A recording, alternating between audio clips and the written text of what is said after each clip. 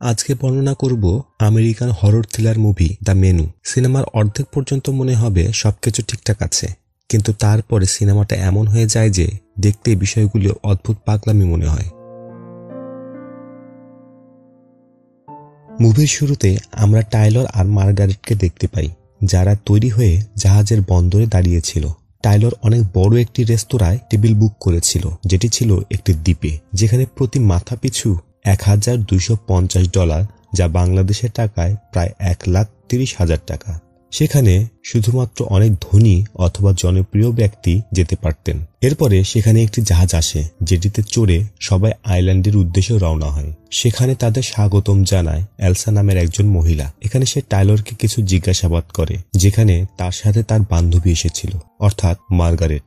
এখানে আসল ঘটনা হলো টাইলরের সাথে টাইলরের গার্লফ্রেন্ড আসার কথা ছিল, কিন্তু আসার আগ মুহূর্তে তাদের বিচ্ছেদ হয়ে যায়। এজন্য সে তার বান্ধবীকে নিয়ে এসেছে এখানে। কিছুক্ষণ পর এলসা তাদের সবাইকে আইল্যান্ডটি ঘুরিয়ে দেখাতে থাকে, যেখানে শেফ ও তার সহযোগীরা এখানে সকল সবজি খুবই যত্ন সহকারে উৎপাদন করে থাকে। এমনকি যে পশুগুলি খাওয়ানো হয় সেগুলো এখানে লালন পালন করা হয়। সকল খাবারই এখানে খুবই সতর্কতার সাথে প্রস্তুত করা হয়। এরপরে এলসা সবাইকে কর্মীদের থাকার ঘর দেখায়, যেখানে শুধুমাত্র তারা ঘুমাতে আসে, আর বাকি সময় তারা প্রধান শেফের সাথে কোনো না কোনো কাজে ব্যস্ত থাকে। প্রধান শেফের ঘর এখান থেকে একটু দূরে নির্জন স্থানে, যেখানে সে একাই থাকে, আর সেখানে অন্য কারো যাবার অনুমতি দেওয়া হয় না। এরপর তারা খাবার খাওয়ার জন্য ডাইনিং টেবিলের ওখানে যায়, যেখানে তাদের কাছে খাবার উপস্থাপনার জন্য প্রস্তুতি চলছিল। এখানে দেখা যায় টাইলর খাবার দাবারের প্রতি খুবই আগ্রহী, এমনকি সে এই বিষয়গুলো নিজে টেস্ট করে বর্ণনা করে আবার সেগুলো সোশ্যাল মিডিয়াতেও শেয়ার করে। আর সে প্রধান শেফ স্লোভিকের অনেক বড় ভক্ত, যিনি তারকা খ্যাত একজন শেফ। আশেপাশে তার অনেক নাম ডাক আছে। স্লোভিক নিজে এখানে এসে খাবারের প্রস্তুতি কেমন চলছে তা পর্যবেক্ষণ করতে থাকে। এলসা তার কাছে এসে কানে কানে কিছু একটা বলে, যেটা শোনার পরে সে টাইলরের দিকে কিছুক্ষণ তাকিয়ে থাকে। এরপরে প্রথম ভাগের খাবার উপস্থাপনা করা হয়। এখানে টাইলর মার্গারেটকে নিজে রান্নাবান্নার প্রতি কি পরিমাণ আগ্রহ তা বলতে থাকে যে সে বিভিন্ন জায়গায় রান্নাবান্না বিষয়ে সবসময় পর্যবেক্ষণ করতে থাকে। এমনকি এখানকার প্রধান শেফ স্লোভিক এর অনেক বড় ভক্ত। সে তার রান্নাবান্নার অনুষ্ঠান অনেকবার দেখেছে। তিনি খুব সুন্দরভাবে খাবার ও রান্নাবান্না বর্ণনা করে থাকেন। এ বিষয়গুলি শুনে মার্গারেট তাকে বলে, তুমি খাবার দাবার বিষয়ে যতটা গভীরভাবে ভাবো, আমি ততটা গভীরভাবে ভাবতে পারি না, কেননা এটা আমার কাছে শুধুমাত্র একটি খাবার, কিন্তু টাইলরের কাছে এটি একটি শিল্প। এখানে যারা এসেছেন তাদের প্রত্যেকের কাছেই রান্না এক ধরনের শিল্প, আর তারা এখানে শুধু খাবারের জন্য আসেনি, তারা এসেছেন এর প্রদর্শনী দেখতে। কিছুক্ষণ পর শেফ সবার কাছে খাবার সম্পর্কে বর্ণনা করেন এবং দ্য মেনু অনুযায়ী প্রথম কোর্স সবার সামনে উপস্থাপন করেন, যা পরিপূর্ণতার সাথে তৈরি করা হয়েছে। এরপরে সে একটি খাবারের বিভিন্ন ঐতিহাসিক বর্ণনা দিতে থাকেন। তারপরে সে খাবার সবাইকে স্বাদ গ্রহণ করার জন্য উপস্থাপন করানো হয়, যেখানে পাথরের আশেপাশে এই দ্বীপের বিভিন্ন ধরনের লতাপাতা ও ফুল দিয়ে সাজানো। এখানে উপস্থিত সকলে এই খাবারটিকে অনেক উচ্চমান সম্পন্ন শিল্প হিসাবে বিবেচনা করে, যা সাধারণ মানুষের চোখে শুধুমাত্র একটি পাথর ও আশেপাশে কিছু শাক পাতা ছিল। শেফ সবাইকে বলে, আপনারা এটা শুধু খাবেন না, এর স্বাদ গ্রহণ করবেন, এটিকে অনুভব করবেন এবং এর যথাযথ সম্মান করবেন। এরই মধ্যে টাইলর মার্গোকে এই খাবারের নিজস্ব মন্তব্য বর্ণনা করতে থাকে।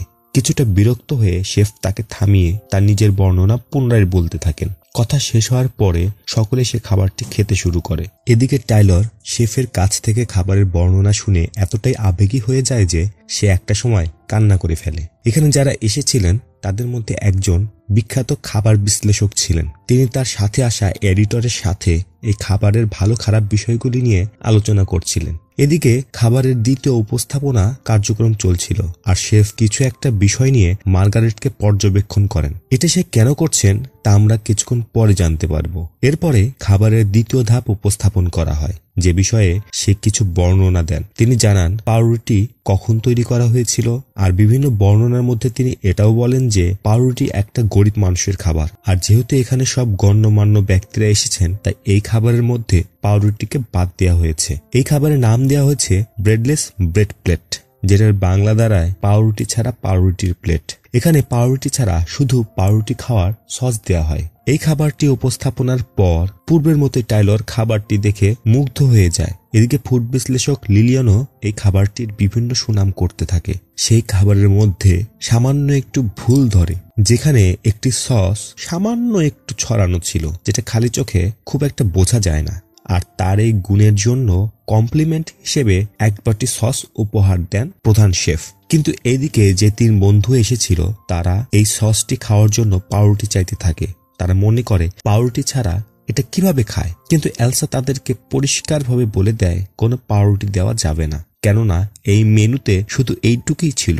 এরপর তারা এলসাকে বিভিন্নভাবে ভয় দেখাতে থাকে, বলতে থাকে আমাদেরকে চেনো, আমরা কারা, আমরা কাদের লোক, এমন হলে তোমাদের অবস্থা ভালো হবে না। এর বিপরীতে এলসা কোনো ভয়ই পায় না। সে উল্টো বলে যে আমি আপনাদের ও আপনাদের বসকে খুব ভালোভাবেই চিনি, আর তাদেরকে জানানো হয় আজকের এখানে খাবারগুলি এমনই হবে।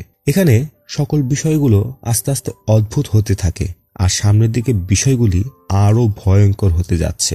এদিকে মার্গারেটের বিষয়টা তো আমরা বুঝে গেছি যে সেই খাবারের শৈল্পিক আয়োজন বিষয়গুলি তেমন উপভোগ করে না, তাই সে এই খাবারটা খায় না। এটা দেখে শেফ তার কাছে এসে বলে আপনার মনে হয় এই খাবারটি খাওয়া উচিত। যা শুনে মার্গারেট স্পষ্টভাবে বলে এখানে তো খাওয়ার মতো কিছুই নেই, এমনকি সে কি খাবে আর না খাবে এটা একমাত্র তার নিজস্ব সিদ্ধান্ত। তার এ কথা শুনে শেফ এখান থেকে চলে যান। এরপর তৃতীয় ধাপের খাবার উপস্থাপন করা হয়, যার নাম দেওয়া হয়েছিল মেমোরি। এর সাথে শেফ এই খাবারেরও কিছু বর্ণনা করে। সে এখানে বসে থাকা একজন বৃদ্ধ মহিলাকে দেখিয়ে জানান যে তিনি তার মা, যিনি সবসময় নেশাগ্রস্ত অবস্থায় থাকেন, আর ছোটবেলায় তারা মঙ্গলবারে এই খাবারটি খেতেন। তার বাবা একজন নেশাগ্রস্ত মানুষ ছিলেন, যিনি নেশায় জ্ঞানশূন্য হয়ে তার মাকে প্রায় আঘাত করতেন। আর একদিন তার মাকে বাঁচানোর জন্য তিনি তার বাবার পায়ে একটি কেচি দিয়ে আঘাত করে। আর এই খাবারের সাথে তার সকল স্মৃতি জড়িয়ে আছে, তাই তিনি এই খাবারের নাম দিয়েছেন মেমোরি। এখন এই খাবারের মধ্যে সবাইকে যে রুটি দেয়া হয় সেই রুটিতে এক ধরনের লেজার প্রিন্ট করা ছিল, আর এই রুটিতে এখানে আসা প্রতিটি অতিথির অতীত ছবি আকারে প্রিন্ট করা ছিল। যেখানে একজন অভিনেতা ছিলেন যার রুটিতে তার জীবনের সবচাইতে বাজে একটি সিনেমা প্রিন্ট করা ছিল, যেটা তিনি করেছিলেন টাকার লোভে। এদিকে টাইলর সবসময় খাবারের ছবি তুলে বেড়ায়, তার রুটিতে খাবারের ছবি তুলতে থাকা একটি ছবি প্রিন্ট করা থাকে। অন্যদিকে লিলিয়ানের খাবারের মন্তব্যের জন্য অনেক রেস্টুরেন্ট বন্ধ হয়ে গিয়েছিল, তাই তার রুটিতে এমনই একটি ছবি। এখানে অনেক ধনী একজন ব্যক্তি ছিলেন যার রুটিতে তার সাথে তার অন্য একটি মহিলার ছবি প্রিন্ট করা থাকে। এটা দেখে তার স্ত্রী তাকে বিভিন্ন ধরনের প্রশ্ন করতে শুরু করে, কিন্তু তিনি সে কথা পুরোপুরি অস্বীকার করেন। তিনি বলেন কেউ হয়তো তাদের সাথে মজা করছে।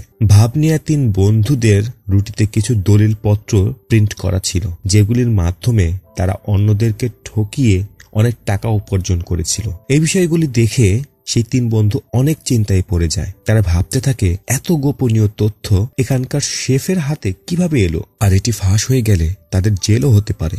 অর্থাৎ এখানকার শেফ তাদের প্রত্যেকের বিষয় অনেক খুঁটিনাটি ভালোভাবে গবেষণা করেছেন। এদিকে টাইলর তার রুটি দেখে ভাবে শেফ হয়তো তার উপর রেগে আছে, আর তাই সে তার কাছে ক্ষমা চাইতে যাবে। কিন্তু মার্গারেট বলে টাইলর একটু বেশি আবেগ দেখাচ্ছে, এই বিষয়গুলি এত না ভেবে এই পরিবেশটি তার উপভোগ করা উচিত। এভাবেই তাদের দুজনের মধ্যে একটু মনোমালিন্য হয়ে যায়, যার ফলে মার্গারেট কিছু সময়ের জন্য বাইরের দিকে যেতে থাকে। বাইরের দিকে আসতেই সে সেখানে বন্ধ থাকায় একটি দরজা দেখতে পায়। তখনই এলসা সেখানে এসে তাকে বলে সে এখন কোথাও যেতে পারবে না, তাই মার্গারেট উপায় না পেয়ে ওয়াশরুমের ভেতরে যায়। সে ওয়াশরুমের ভেতরে ধূমপান করতে যাবে, ঠিক তখনই মহিলাদের ওয়াশরুমে শেফ চলে আসে। সে মার্গারেটকে জিজ্ঞাসা করে যে সে কেন তার তৈরি করা খাবার খায়নি। এই বিষয়গুলো দেখে তিনি ভালো অনুভব করছেন না। মার্গারেট বলে যে তার ক্ষুধা নেই, তাই সে খায়নি। শেফ তার নাম জিজ্ঞাসা করলে মার্গারেট তার নাম বলে, কিন্তু শেফ তার কথা বিশ্বাস করে না। তিনি বলেন যে তুমি মিথ্যা কথা বলছো, এটা তোমার সঠিক নাম নয়। যে কথা শুনে মার্গারেট কিছুটা অস্বস্তিতে পড়ে, আর তাই সে সেখান থেকে বেরিয়ে যায়। অর্থাৎ এখানে কিছু রহস্যের গল্প পাওয়া যায়, যেটা কিছুক্ষণের মধ্যেই উন্মোচন হবে। যাই হোক, এরপরে পরবর্তী খাবারের উপস্থাপনার জন্য কার্যক্রম চলছিল।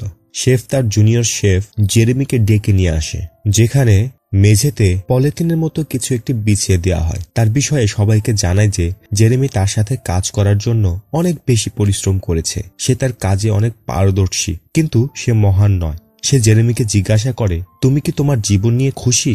এ কথায় সে বলে না। শেফ আরো জিজ্ঞাসা করে যে, তুমি কি শেফের জীবন যাপন করতে চাও? যার ফলে সে পরিষ্কারভাবে বলে না। যাই হোক, এখানে যে খাবারটি উপস্থাপনা করা হবে সেটির উদ্ভাবন করেছে এই জেরেমি, আর যার নাম দেয়া হয়েছে দ্য মেস। হঠাৎ জেরেমি তার পকেট থেকে একটি পিস্তল বের করে তার মুখের ভেতর ঢুকে গুলি করে দেয়। পিস্তলের গুলি তার মাথাকে ছিন্ন ভিন্ন করে চারিদিকে রক্ত ছড়িয়ে ছিটিয়ে পড়ে, যে দৃশ্য দেখে প্রতিটা অতিথি ভয় পেতে থাকে। এদিকে শেফ বলতে থাকে, এটি একটি শিল্পের অংশ। সকল অতিথি বিভ্রান্ত হয়ে ভয়ে এদিক ওদিক তাকাতে থাকে। তারা বুঝতে পারছে না যে এখানে কি চলছে। কেউ কেউ ভাবে হয়তো এটা একটা উপস্থাপনারই অংশ, হয়তো এটা অভিনয়। কিন্তু টাইলরকে দেখে মনে হচ্ছে এখানে যা চলছিল তা খুবই স্বাভাবিক। সে খুব আনন্দের সাথে সবকিছু উপভোগ করছিল। অবশেষে সকল অতিথির কাছে উপস্থাপন করা হয় জেরেমিয়ের উদ্ভাবন করা খাবার দ্য মেস। কিন্তু তারপরেও সেখানে থাকা ধনী ব্যক্তি রিচার্ড সেখান থেকে চলে যাওয়ার সিদ্ধান্ত নেয়। কিন্তু তাকে জানানো হয় যে দ্বীপে এখন কোনো জাহাজ নেই। সে এখান থেকে কিভাবে যাবে? তখন সে জানায় দরকার হলে সে হেলিকপ্টার ডেকে নেবে। তার স্ত্রী তাকে থামিয়ে চুপচাপ বসে থাকার জন্য অনুরোধ করে, কিন্তু সে কারো কথাই শুনতে চায় না। এদিকে এলসা একটা পর্যায়ে গার্ডদের দ্বারা তার হাতের একটি আঙুল কেটে নেয়।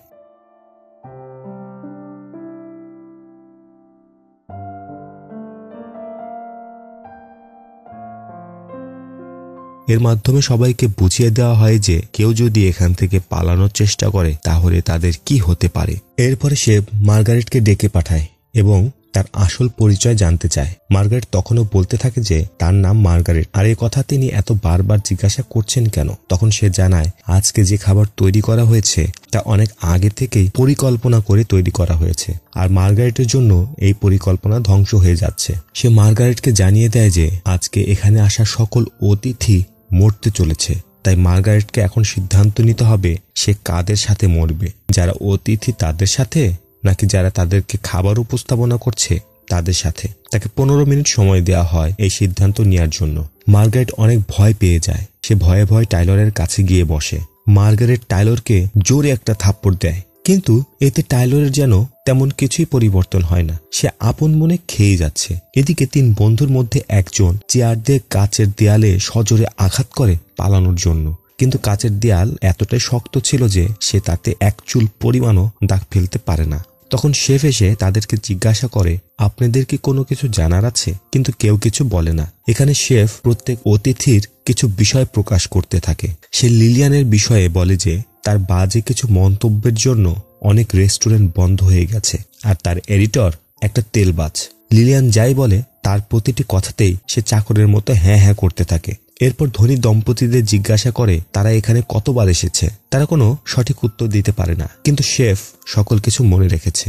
সে জানায় তারা 11 বার এখানে এসেছে এবং তাদেরকে একটি খাবারের নাম জিজ্ঞাসা করা হয়। এতদিনে তারা এখানে এতবার এসেছে, অনেক খাবার খেয়েছে। সেই খাবারগুলোর মধ্যে থেকে তাদেরকে একটি নাম বলতে হবে, কিন্তু তারা একটি নামও বলতে পারে না। তখন শেফ তাদেরকে বলে, আপনারা এত টাকা খরচ করে এখানে আসেন খাওয়ার জন্য, আপনারা কি খাচ্ছেন সেটা তো আপনাদের মনে রাখার কথা, কিন্তু আপনারা তো এখানে খাওয়ার জন্য আসেন না, আপনারা আসেন আপনাদের আভিজাত্য মানুষদের দেখানোর জন্য। আর এই বিষয়গুলি শেফকে অনেক কষ্ট দিয়েছে। সে যত কষ্ট করে খাবার তৈরি করুক না কেন, এ ধরনের মানুষকে কখনোই তৃপ্তি দিতে পারবেন না, কারণ তারা তো এখানে খাবারের জন্য আসেই না। এরপর 3 বন্ধুর মধ্যে একজন বলে, এই রেস্টুরেন্টের মালিক তো তুমি না, তাই এখানে বিষয়গুলো সিদ্ধান্ত নেওয়ার ক্ষমতাও তোমার নয়। তখন সে তার উত্তরে রেস্টুরেন্টের বাইরে এই রেস্টুরেন্টের মালিককে দেখায়, যাকে পরীদের মতো ডানা লাগিয়ে ঝুলিয়ে রাখা হয়েছিল, যার হাত পা বাঁধা ছিল। ধীরে ধীরে তাকে পানির মধ্যে নামিয়ে দেওয়া হয়, যার ফলে সে মারা যায়।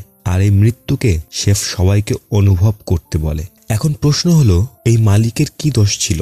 এই মালিকের দোষ হলো শেফ যে খাবারগুলি তৈরি করতে ভালোবাসতো সেই খাবারগুলি তার পছন্দ হয়নি। সে চেয়েছিল নতুন কোনো খাবার অতিথিদের খাওয়ানোর জন্য। এই বিষয়গুলি দেখে সকলে আরো ঘাবড়ে যায়। এদিকে মার্গারেটের 15 মিনিট শেষ হয়ে গেছে। তখন মার্গারেট শেফের কাছে জানায় যে সে তাদের সাথে মরবে। এরপরে সকল অতিথিদের বাইরে নিয়ে যাওয়া হয় এবং তাদেরকে জানানো হয় যে তাদের পরবর্তী খাবার তৈরি করেছে ক্যাথরিন নামের এই মেয়ে। এখানে ক্যাথরিনকে কিছু বলতে বলা হয়। ক্যাথরিন কিছু অদ্ভুত কথা সকলকে জানায়। তা হলো সে 3 বছর আগে এখানে জয়েন করেছে, আর তখন থেকেই শেফ তাকে বিভিন্নভাবে নির্যাতন করত। একটা সময় তাকে কান্না করতে দেখে শেফ তাকে আর কোনো বিরক্ত করে না। আর এখানে থাকা সকল ছেলে কর্মীদেরই পদোন্নতি হয়েছে, কিন্তু তার কোনো পদোন্নতি করা হয়নি। এরপরেও সে সব সহ্য করে গেছে। এগুলি বলার পর সে শেফের থায়ে একটি কাঁচি দিয়ে আঘাত করে। এখানে প্রত্যেকেই তাদের সত্য কথাগুলি শেয়ার করছে, কেননা এখানে যারা আছে তারা সবাই আজকে মরতে চলেছে। এখানে শেফ ছেলে অতিথিদের একটি সুযোগ দেয়। তাদেরকে বলা হয় 45 সেকেন্ড তোমাদের সুযোগ আছে পালানোর জন্য। 45 সেকেন্ড পর এখানকার নিরাপত্তা কর্মীরা তোমাদের ধরে আনার চেষ্টা করবে। প্রতিটি ছেলেই তাদের সঙ্গীকে রেখে সেখান থেকে পালানো শুরু করে। শুধুমাত্র টাইলর সেখানে চুপচাপ দাঁড়িয়ে থাকে, যেন সে পালাতে চায় না। কিন্তু শেফ তাকে বলার পর সে সেখান থেকে পালানো শুরু করে।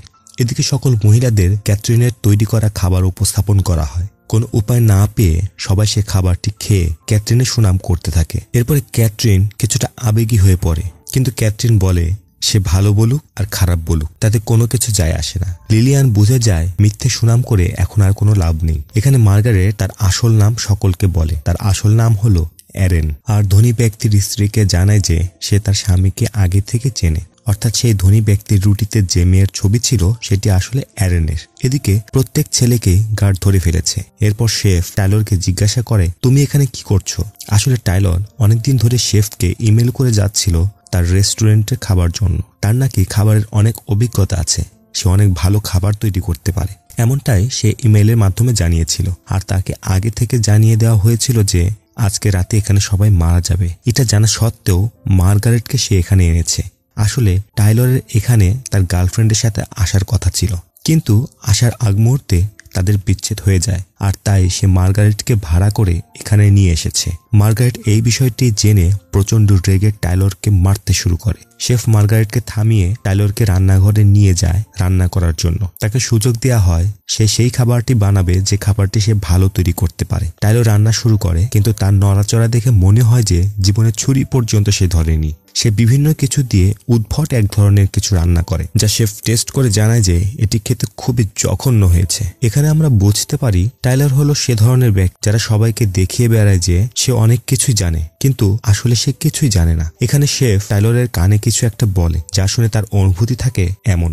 আর কিছুক্ষণ পরে সে সেখান থেকে বেরিয়ে কোথাও একটি জায়গায় চলে যায়। এখন শেফ মার্গারেটকে বলে পরবর্তী খাবার তৈরি করার জন্য তার একটি ব্যারেল প্রয়োজন, যা তার বাড়িতে রাখা আছে। কথা শুনে মার্গারেট শেফের বাড়ির উদ্দেশ্যে রওনা হয় ব্যারেল আনার জন্য। যাবার পথে সে লক্ষ্য করে পাশের ঘরে টাইলর গলায় দড়ি দিয়ে ঝুলে আছে। এরপরে মার্গারেট ব্যারেল নেয়ার বদলে শেফের ঘরে যাবার চেষ্টা করে, কিন্তু এখানে এলসা তার পিছু নিয়েছিল। তার উপরে অনেক রেগে গিয়েছিল, তাই সে তাকে মেরে ফেলার চেষ্টা করে। মারামারির একটা পর্যায়ে মার্গারেট এলসাকে মেরে ফেলে। তারপরে সে শেফের ঘরে ঢোকে, যেখানে দেয়ালে একটি পত্রিকার অংশ ঝুলিয়ে থাকতে দেখে, যেখানে লিলিয়ান তার এই রেস্টুরেন্ট সম্পর্কে অনেক ভালো কিছু কথা বলেছিল। আর একটা ছবিতে দেখা যায় একজন বড় ব্যবসায়ী শেফকে নিয়োগ দিয়েছিল। আরেকদিকে দেখা যায় একটি ফ্রেমে শেফের অনেক আগের একটি ছবি, যেখানে সে রাস্তার ধারে ছোট্ট একটি দোকানে হাসি মুখে চিজ বার্গার তৈরি করছে। যে ছবি দেখে বোঝা যায় যে এখানে চিজ বার্গার তৈরি করার সময় সে খুবই আনন্দে ছিল, কিন্তু সে হাসি এখন তার মুখে আর দেখা যায় না। মার্গারেট ঘরের মধ্যে একটি রেডিও দেখতে পায়। রেডিওর মাধ্যমে সে সাহায্য চায় তাদেরকে উদ্ধার করার জন্য। এদিকে মুভি স্টার জর্জ শেফকে জিজ্ঞাসা করে যে এখানে প্রত্যেকে কিছু না কিছু করেছে যার জন্য আপনি তাদেরকে মারতে চাচ্ছেন, কিন্তু আমি কি দোষ করেছি? তখন শেফ জানায় মাসের মধ্যে তিনি মাত্র একটি দিন ছুটি নেন, আর সেদিন সে তার একটি সিনেমা দেখতে গিয়েছিলেন যা দেখতে খুবই বাজে ছিল, আর সে তার মূল্যবান সময় এই জঘন্য একটি সিনেমা দেখে নষ্ট করেছে। তাই তাকে শাস্তি দেওয়া হবে, যে ছবিটি অর্থের লোভে তৈরি করেছিল। আর তার অ্যাসিস্ট্যান্টকে শাস্তি দেওয়া হবে কারণ সে জর্জের কাছ থেকে টাকা চুরি করেছে। কিছু সময় পর সেখানে একজন কোস্ট গার্ডকে আসতে দেখে শেফ সবাইকে হুঁশিয়ার করে দেয় যে যদি কেউ কিছু বলার চেষ্টা করে তাহলে নিরপরাধী সে কোস্ট গার্ডকে মেরে ফেলবে। তাই কোস্ট গার্ড এসে সবাইকে জিজ্ঞাসা করলে কেউ কিছু বলে না, কিন্তু মুভি স্টার অটোগ্রাফের মাধ্যমে পুলিশকে জানিয়ে দেয় তারা বিপদে আছে। এখানে কোস্ট গার্ড তাদেরকে বাঁচানোর একটু অভিনয় করে, কিন্তু কিছুক্ষণ পরে জানা যায় তিনি শেফের সাথে জড়িত। তাই সকল অতিথি নিরাশ হয়ে যায়। এখন সর্বশেষ খাবার তৈরি করা শুরু হয়। এখানে মার্গারেট কিছু একটা ভাবার পর শেফকে জানায় তাদের তৈরি করা খাবার তার পছন্দ হয়নি। তখন শেফ জিজ্ঞাসা করে যে কোন খাবারটা ভালো হয়নি বা কেন ভালো লাগেনি। তখন মার্গারেট জানায় যে আমার কোনো খাবারই পছন্দ হয়নি, কারণ কোনো খাবারের মধ্যেই ভালোবাসা ছিল না। প্রতিটি খাবারই পেশাদারদের মতো উপস্থাপন করা হয়েছে, আর সে এখনো ক্ষুধার্ত ছিল। একথা শুনে শেফ অবাক হয়ে যায়, কারণ এটি একজন শেফের কাছে খুবই অপমানজনক যে সে একজন ক্ষুধার্ত ব্যক্তিকে তার পছন্দ অনুযায়ী খাবার উপস্থাপন করতে পারছে না। তাই সে জিজ্ঞাসা করে যে সে কি খেতে চায়। তখন মার্গারেট বলে তার এই শৈল্পিক খাবার বা এর কোনো ঐতিহাসিক বর্ণনা এমন কিছুই চায় না।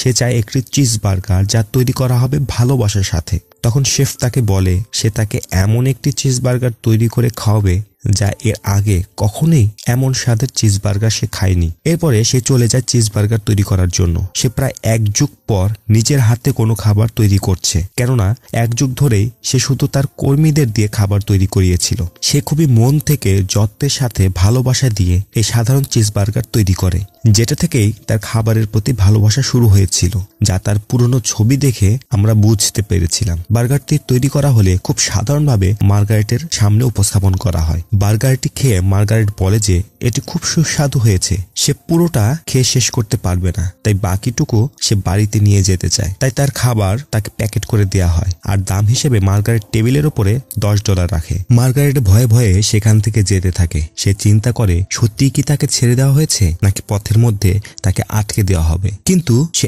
এখন স্বাধীন, কারণ শেফ তাকে সেখান থেকে চলে যাওয়ার অনুমতি দিয়ে দিয়েছে। বাকি অতিথিরা সেখানে থেকে যায়, আর তারা তাদের নিয়তিকে মেনে নিয়েছে। এরপরে শেফ সকলকে তাদের শেষ খাবারের বর্ণনা দিতে থাকে, আর এখানে শেষ খাবারটির নাম হলো স্যামোরে, যেটি আমেরিকার খুব বিখ্যাত খাবার। সাধারণত ক্যাম্পফায়ারের সময় এই খাবারটি মানুষ খেয়ে থাকে। মার্শমেলোর সাথে চকলেট মিশিয়ে তা আগুনে পুড়িয়ে খাওয়া হয়। সেই খাবারটি তৈরি করার প্রস্তুতি নেওয়া হচ্ছিল একটু অদ্ভুত উপায়ে। এখানে সকল অতিথিদের মার্শমেলো দিয়ে তৈরি করে রাখা এক ধরনের জ্যাকেটের মতো তাদের গায়ে জড়িয়ে দেওয়া হয়, আর চকলেটের টুপি তাদেরকে পরিয়ে দেওয়া হয়। ঘরের সকল জায়গায় ও মেঝেতে বিভিন্ন ধরনের কাঠ, জ্বালানি দ্রব্য রাখা হয় শৈল্পিক আকারে। এরপর শেফ এক টুকরো জ্বলন্ত আগুন হাতের মুঠোয় নেয় এবং সকলকে বলে মানুষদের খুশি করার জন্য আমরা রান্না করতে করতে হাতকে পুড়িয়ে ফেলি। একটা সময় আমরা হাতে আর কোনো অনুভব করতে পারি না। এই আত্মত্যাগের পরেও আমরা মানুষদের কাছ থেকে যথাযথ সম্মান বা প্রাপ্য পাই না। এই কথা বলতে বলতে সে হাতের আগুন শিখাটি নিচে ফেলে দেয়, যেটি পড়ার সাথে সাথেই সকল কিছু ধীরে ধীরে আগুন ধরতে থাকে, আর গরমে সকলের মাথা থেকে চকলেট গলিয়ে পড়তে থাকে। অন্যদিকে মার্গারেট দ্বীপের পাশে বাঁধানো ছোট্ট একটি জাহাজে চড়ে সেখান থেকে পালাতে শুরু করে। কিছু দূর যাওয়ার পরে সে নৌকাটি থামিয়ে দেয়। এদিকে কিছুক্ষণের মধ্যেই তার আনা সেই ব্যারেলটিতে আগুন ধরে ব্লাস্ট হয়ে যায়, যা দূর থেকেই মার্গারেট দেখতে পায়। এটি দেখতে দেখতেই তার ব্যাগ থেকে সেই চিজ বার্গারটি বের করে সে খেতে থাকে, আর রেস্টুরেন্টের মেনু দিয়ে তার মুখ মোছে। এরপরে সে বার্গারে আরেকটি কামড় বসায়। এখানেই মুভিটি শেষ হয়ে যায়। এখন এই সিনেমাতে আসলে কি ঘটেছিল বা এর সারমর্মটা কি? এই সিনেমার আসল বিষয়টি হলো এখানকার মানুষ আশেপাশের অনেক ছোট ছোট বিষয়গুলিকে উপহাস করে চলে তাদের স্বার্থের জন্য। যেমন খাবার, যা খুবই সাধারণভাবে খাওয়া সম্ভব, কিন্তু সেটিকে অধিক অর্থ খরচ করে শিল্প আকারে উপস্থাপন করার চেষ্টা করা হয়, আর আভিজাত্য বোঝানোর জন্য সমাজের এক শ্রেণীর মানুষ এটিকে ব্যবহার করে। এই সিনেমার সবচাইতে বড় প্রশ্নের বিষয় হলো শেফ মার্গারেটকে কেন যেতে দিয়েছিল। আসল বিষয় হলো শেফ ছোট থেকেই রান্না করাটা তার নেশা, পেশা এবং ভালোবাসা ছিল, কিন্তু এই যান্ত্রিক জাতাকলে সেও যেন যন্ত্র হয়ে গিয়েছিল। কিন্তু মার্গারেট তার ঘরে রাস্তার ধারে হাসি মুখে বার্গার তৈরি করার ছবিটি দেখে, যার মাধ্যমে সে শেফের মনে পুনরায় সে ভালোবাসাটি তৈরি করেছে। শেফের প্রথম ভালোবাসার খাবারটি হলো সেই চিজ বার্গার।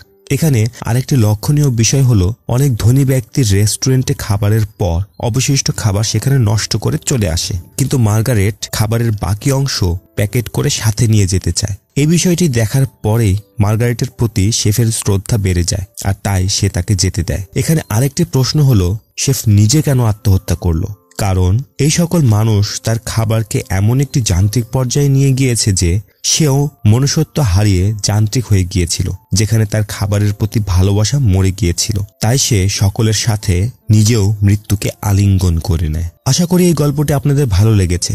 যদি ভালো লেগে থাকে তাহলে লাইক ও শেয়ার করে দিবেন, আর যদি নতুন হয়ে থাকেন তাহলে চ্যানেলটা সাবস্ক্রাইব করলে আরো ভালো কিছু করার উৎসাহ পাবো।